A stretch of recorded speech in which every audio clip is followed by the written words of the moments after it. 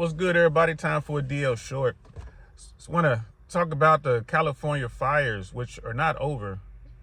They're anticipating another spike in the wind, which could lead to another round of intense wildfires. But have you guys heard the latest damage estimates out of California for the fires? Somewhere in the neighborhood of 200 billion. I think it's north of $200 billion of estimated damage. That is going to have a serious effect downstream for the entire country. The insurance business, we all know that is the biggest play in America. I mean, think about it. All grown-ups, most grown-ups pay insurance, home insurance, auto insurance. Some of us have health insurance. Some of us have life insurance. I think the life insurance is the only one that probably works as advertised. The rest, we already know they don't want to pay. I mean, just think about your car insurance. You're paying anywhere from $150 all the way up to $500 a month, every month for your car. And then, I mean, how many times you get into an accident, or how many times have you totaled vehicles? I mean, most Americans don't go around totaling a lot of vehicles. Some people do. And even they get high-risk insurance. Insurance companies never want to pay out. They're in business to make money. They can't make money if they're out there making you whole. I remember I had a BMW X5. This was years and years ago. I was living in San Diego. And I was co-parenting, so I would go every weekend. I would go to LA to either drop my daughter off for the weekend with her mom, or pick her up and bring her back to San Diego for the week, because my daughter's with me and she had childcare and all that. She had school with me. So I dropped my daughter off. I'm returning to San Diego and I get rear-ended. It was a 3-car thing. A guy driving a truck, this is like the holiday seasons, a guy driving a truck, he fell asleep in LA traffic. Stop and go is always accordion style traffic out there. He fell asleep. He hit a Porsche Boxer, and that Boxer hit me. Luckily, I had begun to move forward just as the impact was hitting my car. So the Porsche hit me. I'm in an SUV, goes under the SUV, but at the same time, I was already moving. So the damage to my vehicle was minimal. I just needed a bumper. There was no damage underneath, even though the car went under me. So, I mean, I was okay. I had to fight with my insurance company to get them to replace the bumper with a proper bumper. The insurance adjuster they put on this piece of crap bumper. Mind you, I'm driving a BMW X5 at the time. It was a nice vehicle. It's still a nice vehicle. And they put on this cheap bumper. It didn't look right. And then the adjuster was saying, well, it says that's okay to use. This part is authorized for this vehicle. I'm like, no, it's not. And the service tech who put the bumper on, he was telling me, like, bro, I wouldn't accept that. I told the lady, you can keep this X5 until y'all figure out how to get a proper bumper on this car. Because I can go over here to the dealership right now and get it ordered for you if you need that help. And she tried her best to get me to drive off with that thing. I'm like, no, I refuse to accept it. Like, this car can sit here until the cows come home. I left.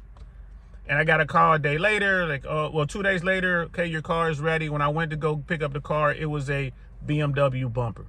Right? That's what they should have did in the first time. But the point is, they tried to play.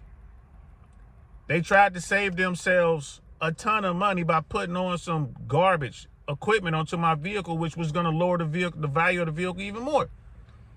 So you got to fight with insurance. I've had maybe in my life, I've had maybe a dozen insurance claims. I've been driving since I was 16 years old. I'm well into my 50s. I've had maybe 12 claims. I don't think it's that many, guys. So why is it that all that money I paid over my lifetime, I haven't used? Think about it. The 12 times I've had claims, I've never had a claim The biggest claim I had, same X5, California, I was driving northbound on the 605, I think it was. Some kid was driving, bald tires. The tires were so bald you could see wires, right? They were slicks. He blew his tire driving like at 70 miles an hour. He blew his tire, lost control of the car, hit me, and then knocked me into someone else. I spun out. I had to get the car under control. I was in the median kind of thing where the median shares the on-ramp. I'm going across the median. Here comes a truck, 18-wheeler. I'm slamming on the brakes. Managed to get the car stopped. But the car was a total loss. The car was total.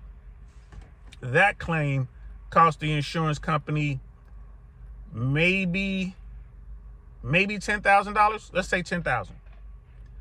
Because that's all that was owed on the vehicle. No, the vehicle was paid for. That was the gap. That was the difference for the replacement cost. They had to give me enough money to replace that vehicle. It was my BMW was older at the time, but it was in great shape. I take care of my cars. So let's say it cost them $10,000.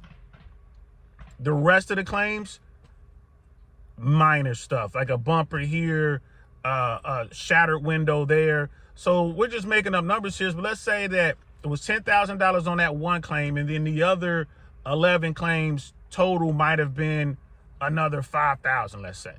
That's $15,000 a lifetime. And I've been paying insurance since I was 16 years old. So without even talking about interest, holding all that money, I mean, just do the math, guys. You're paying on average, let's say $200 a month for 30 years, right? We see the math ain't math, and we see that they getting over. The insurance industry is making a lot of money. Now let's talk about the fires in California. The insurance companies don't have the money to make the people whole, to pay out on those claims. And I'm talking about the people who did have insurance, because remember, they canceled a lot of those policies for a lot of those homes in Pacific Palisades in particular, about a week or so before the fires hit. And then there's Altadena. And then there were those homes in Hollywood that got hit. And there was homes up in the Acton area that got hit. So there's a lot of homes that did have coverage. Again, they're estimating the damage at north of $200 billion. The insurance companies don't have it. You look at what's going on out here with Hurricane Milton, Helene, and Ian before that.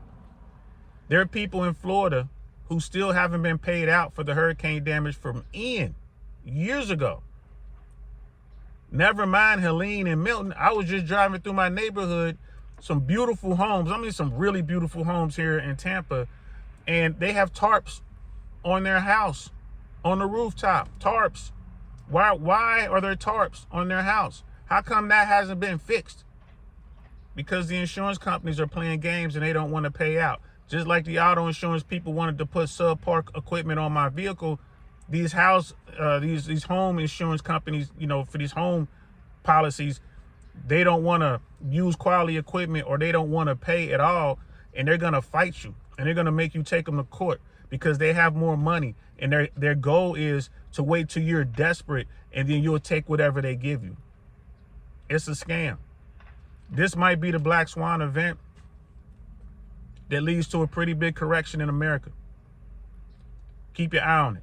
There's no more debt to be had. There's no more money out there. People are not being able to get credit cards and line of credit loans and stuff like that. The money was cheap and flowing not that long ago, but it's all dried up.